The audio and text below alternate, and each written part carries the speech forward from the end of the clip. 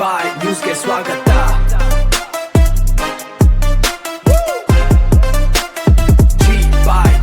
ರಾಜ್ಯ ರೈತ ಸಂಘ ಹಾಗೂ ಹಸಿರು ಸೇನೆಯ ಚಿಂತಾಮಣಿ ತಾಲೂಕು ಘಟಕದ ವತಿಯಿಂದ ನಾನು ನಮ್ಮ ಪದಾಧಿಕಾರಿಗಳೆಲ್ಲರೂ ಸೇರಿ ಈ ದಿವಸ ಸುದ್ದಿಗೋಷ್ಠಿಯನ್ನು ಏರ್ಪಾಡು ಮಾಡಿ ತಮ್ಮೆಲ್ಲರಿಗೂ ಕೂಡ ಆಹ್ವಾನವನ್ನು ನೀಡಿದ್ದೀವಿ. ಮೊದಲಿಗೆ ನಿಮ್ಮೆಲ್ಲರಿಗೂ ಕೂಡ ಸ್ವಾಗತವನ್ನು ಕೋರ್ತಾ, ಅಧಿಕಾರಿಗಳಿಗೂ ಸ್ವಾಗತವನ್ನು ಕೋರ್ತಾ, ಈ ದಿವಸ ವಿಶೇಷತೆ ಏನಪ್ಪ ಅಂದರೆ ಕರ್ನಾಟಕ ರಾಜ್ಯ ರೈತ ಸಂಘ ಹಾಗೂ ಹಸಿರು ಸೇನೆ ವತಿಯಿಂದ ನಮ್ಮ ಚಿಂತಾಮಣಿ ವಿಧಾನಸಭಾ ಕ್ಷೇತ್ರದ ಶಾಸಕರು, ಕರ್ನಾಟಕದ ಸರ್ಕಾರದ ಮಾಜಿ ಮಂತ್ರಿಗಳು ಆದಂಥ MC ಸುಧಾಕರ್ ಅವರನ್ನು ಮತ್ತೆ ಸಚಿವ ಸ್ಥಾನದಲ್ಲಿ ಮುಂದುವರಿಸುವ ಬಗ್ಗೆ ತಮ್ಮನ್ನೆಲ್ಲೂ ಕೂಡ ಕರೆದಿದ್ದೀವಿ. ವಿಚಾರ ಏನಪ್ಪ ಅಂದರೆ 2023ರಿಂದ ಮಾನ್ಯ ಸಿದ್ದರಾಮಯ್ಯ ಸಾಹೇಬರು ಮುಖ್ಯಮಂತ್ರಿ ಆದಾಗ ಆ ಸಂಪುಟದಲ್ಲಿ ನಮ್ಮ ಚಿಂತಾಮಣಿ ಕ್ಷೇತ್ರದ ಶಾಸಕರಾದಂಥ MC ಸುಧಾಕರ್ ಅವರು ಉನ್ನತ ಶಿಕ್ಷಣ ಸಚಿವರನ್ನಾಗಿ ಸರ್ಕಾರ ನೇಮಕ ಮಾಡಿತ್ತು. ಆ ನೇಮಕ ಮಾಡಿದ್ದರ ಒಂದು ಹಿನ್ನೆಲೆಯಲ್ಲಿ ಅವರು 3 ವರ್ಷಗಳ ಕಾಲ ನಮ್ಮ ಕ್ಷೇತ್ರಕ್ಕೆ ಮತ್ತು ನಮ್ಮ ಜಿಲ್ಲೆಗೆ, ನಮ್ಮ ಇಡೀ ರಾಜ್ಯಕ್ಕೆ ಅವರು ಒಳ್ಳೆಯ ಕೀರ್ತಿಯನ್ನು ತಂದುಕೊಟ್ಟಿದ್ದಾರೆ. ಆ ಒಂದು ವಿಚಾರದ ಬಗ್ಗೆ ನಾವು ಕೆಲವು ವಿಚಾರಗಳನ್ನು ಹೇಳಿ ಈ ಒಂದು ಸಚಿವ ಸ್ಥಾನವನ್ನು ಅವರಿಗೆ ನೀಡಿದರೆ ಇನ್ನೂ 2 ವರ್ಷ ಸರ್ಕಾರದಲ್ಲಿ ಸರ್ಕಾರಕ್ಕೂ ಮತ್ತೆ ನಮ್ಮ ಚಿಂತಾಮಣಿ ಕ್ಷೇತ್ರಕ್ಕೂ ಒಳ್ಳೆಯ ಹೆಸರು ಬರುತ್ತೆ ಅಂತೇಳಿ ನಮ್ಮ ಚಿಂತಾಮಣಿ ತಾಲೂಕಿನ ಎಲ್ಲ ರೈತ ಬಾಂಧವರು, ಸಾರ್ವಜನಿಕರು ಎಲ್ಲರೂ ಕೂಡ ಈ ಮಧ್ಯೆ ಕೂಡ ಎಲ್ಲರೂ ಕೂಡ ಒತ್ತಾಯ ಮಾಡಿದ್ದಾರೆ. ಹಾಗೆ ಅವರಿಗೆ ವಹಿಸಿದಂಥ ಉನ್ನತ ಶಿಕ್ಷಣ ಇಲಾಖೆಯಲ್ಲಿ ಯಾವತ್ತೂ ಕೂಡ ಯಾರೂ ಕೂಡ ಸಾಧನೆ ಮಾಡ್ತಾ ಇರತಕ್ಕಂಥ ಸಾಧನೆಗಳನ್ನು ಉನ್ನತ ಶಿಕ್ಷಣ ಇಲಾಖೆಯಲ್ಲಿ ತಾವುಗಳೆಲ್ಲ ಕೂಡ ಪತ್ರಿಕೆಗಳಲ್ಲಿ, ಮಾಧ್ಯಮಗಳಲ್ಲಿ ತಾವು ನೋಡಿದ್ದೀವಿ. ಅವರ ಕಾರ್ಯವೈಖರಿ, ಅವರು ಸಂಪುಟದಲ್ಲಿ ನಡೆದುಕೊಂಡಂಥ ವಿಚಾರ, ಅವರು ವಿದೇಶಗಳಿಗೆ ಹೋಗಿ ಸಂಪನ್ಮೂಲಗಳನ್ನು ಕ್ರೋಢೀಕರಿಸಿಕೊಂಡು ಬಂದು ಉನ್ನತ ಶಿಕ್ಷಣ ಇಲಾಖೆ ಅಂತ ಏನು ಅಂತೇಳಿ ತೋರಿಸಿದ್ರು. ಉದಾಹರಣೆಗೆ ಈಗ ಮೊದಲಿಗೆ ರಾಜ್ಯಪಾಲರು, ಈ ಒಂದು ಕುಲಪತಿಗಳು ಎಲ್ಲರೂ ಕೂಡ ಈ ಒಂದು ಉನ್ನತ ಶಿಕ್ಷಣ ಇಲಾಖೆಯನ್ನು ನಿರ್ವಹಿಸ್ತಾ ಇದ್ರು. ಮಂತ್ರಿಗಳಾದಂಥವರು ಸುಮ್ಮನೆ ಇರ್ತಾ ಇದ್ರು, ಯಾಕೆಂದ್ರೆ ವಿಚಾರ ಗೊತ್ತಾಗ್ತಾ ಇರಲಿಲ್ಲ.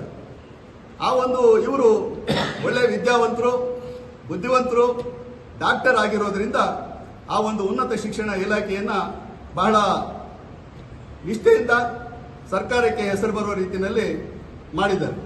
ಅದಕ್ಕೆ ಒಂದನೆಯದಾಗಿ ಅವರಿಗೆ ಈ ಒಂದು ಮಂತ್ರಿ ಸ್ಥಾನವನ್ನು ನೀಡಬೇಕು ಅಂತೇಳಿ ಹೇಳ್ತಾ ಇದ್ದೀವಿ.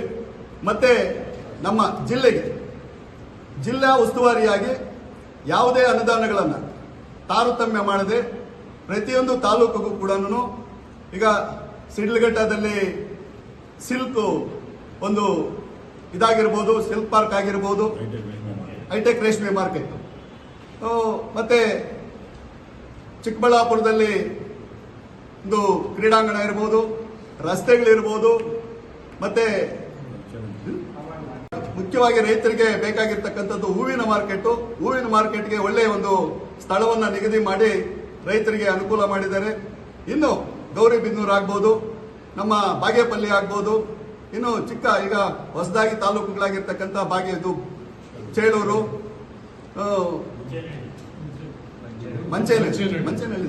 ಮಂಚೇನಹಳ್ಳಿ ಎಲ್ಲ ಕೂಡ ಒಳ್ಳೆ ರೀತಿಯಲ್ಲಿ ಅಭಿವೃದ್ಧಿ ಮಾಡಿದ್ದಾರೆ ಅಂತೇಳಿ ಜನ ಮಾತಾಡ್ಕೊಳ್ತಾ ಇದ್ದಾರೆ. ಅದು ನಾವು ಹೇಳ್ತಕ್ಕಂಥ ವಿಚಾರ ಅಲ್ಲ. ಸುಧಾಕರ್ ಅಂದ್ರೆ ಅಭಿವೃದ್ಧಿ ಅಂದ್ರೆ ಸುಧಾಕರ್.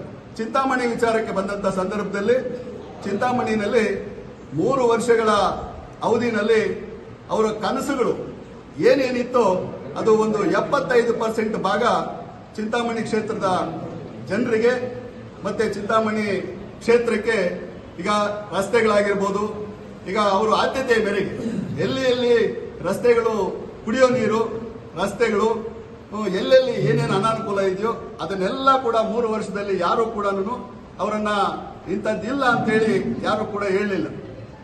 ಅವರಿಗೆ ಅವರ ಕಾರ್ಯವೈಖರಿ, ಅವರು 24 ಗಂಟೆ ಸಮಯದಲ್ಲಿ 20 ಗಂಟೆ ಕೆಲಸ ಮಾಡಿದ್ದಾರೆ. ಅದು ಇಡೀ ರಾಜ್ಯಕ್ಕೆ ಗೊತ್ತಿದೆ, ಇಡೀ ತಾಲೂಕು ಗೊತ್ತಿದೆ, ಇಡೀ ಜಿಲ್ಲೆ ಗೊತ್ತಿದೆ.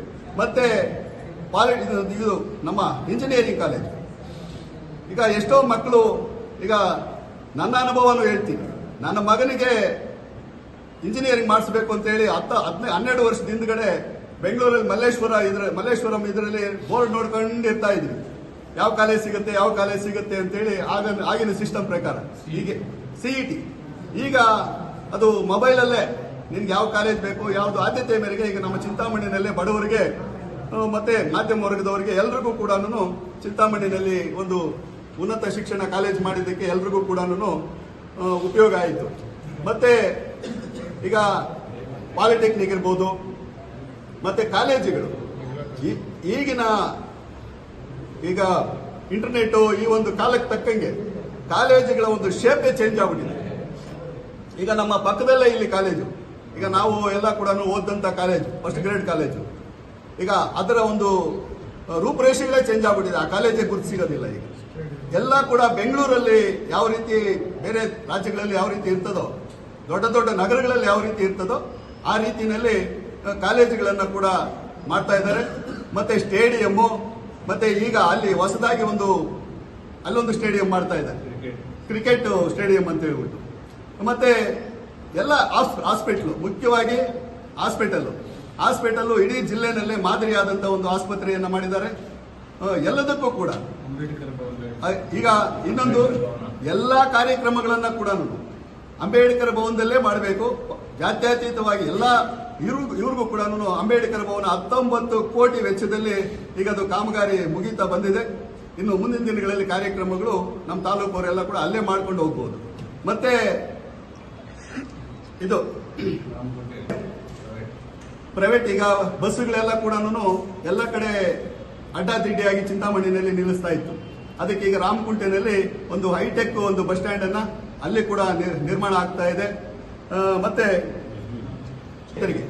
ಇದು ಚಿಂತಾಮಣಿ ಮಾರ್ಕೆಟ್ ಈಗ ಇಡೀ ಜಿಲ್ಲೆನಲ್ಲಿ, ಇಡೀ ಇದರಲ್ಲಿ ಚಿಂತಾಮಣಿ ಮಾರ್ಕೆಟ್ ಬಹಳ ಈಗ ಒಂದು ಇದು ಚಿಂತಾಮಣಿ ಮಾರ್ಕೆಟ್ಗೆ ಹುಣಸೆ ಹಣ್ಣು ಆಗ್ಬೋದು, ಟೊಮೆಟೊ ಆಗ್ಬೋದು, ಎಲ್ಲ ಅದು ತರಕಾರಿಗಳಾಗ್ಬೋದು, ಎಲ್ಲ ಕೂಡ ಇಲ್ಲಿಗೆ ಬರ್ತಾ ಇದೆ. ಅದಕ್ಕೂ ಕೂಡ ಎಲ್ಲ ವ್ಯವಸ್ಥೆಗಳಾಗಿದೆ.